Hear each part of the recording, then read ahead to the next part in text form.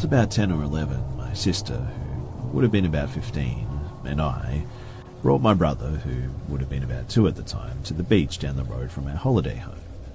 Just to add to, this beach had a massive car park just in front of it, as it was often very busy during the summer. Anyway, I'd been swimming for a while, and when I was done, I went up to one of the shower things to rinse myself off. My sister and brother were waiting up there for me, my brother being in his pram. I'd been wearing a wetsuit because it was absolutely freezing. Thank you, Ireland. So I asked my sister could she zip the back of it down, as I wasn't able to reach it myself. The thing is, though, is that the shower area was on a slope, so there was no way that she would have been able to bring the buggy down, so she brought it as close to the edge as she could, which was no more than a foot or two away. She gave my brother one last look before turning to me and pulling down my wetsuit. This task took her no more than 10 seconds, I would say, but when she turned around, my brother and his buggy were gone. Of course, she immediately started panicking, looking around the area to find him.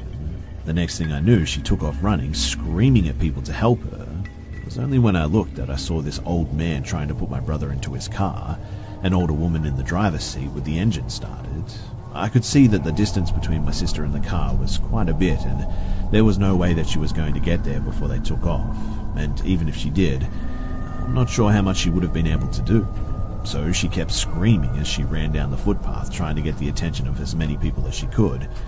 To this day, I honestly thank God for a random man and his wife standing near this car. He heard my sister screaming about our brother and the man putting him into his car. The man ran to the car and tried pulling my brother out of this would-be snatcher's arms, while his wife rang the police. Luckily, he managed to get my brother out of the man's arms before handing him off to my sister, who had just gotten to them seconds beforehand. Honestly, to this day, I don't know how it happened, but the would-be snatchers managed to get away, driving away from the beach. When the police arrived, my sister and the man who helped us gave as much as they could in relation to the descriptions of the 2 people, but they couldn't even get any license plate numbers. The car had gone at this stage. I still think about it to this day, and the one thought that always crossed my mind was, what would have happened if the man wasn't there to help us? I think that I would have had a little brother after that, if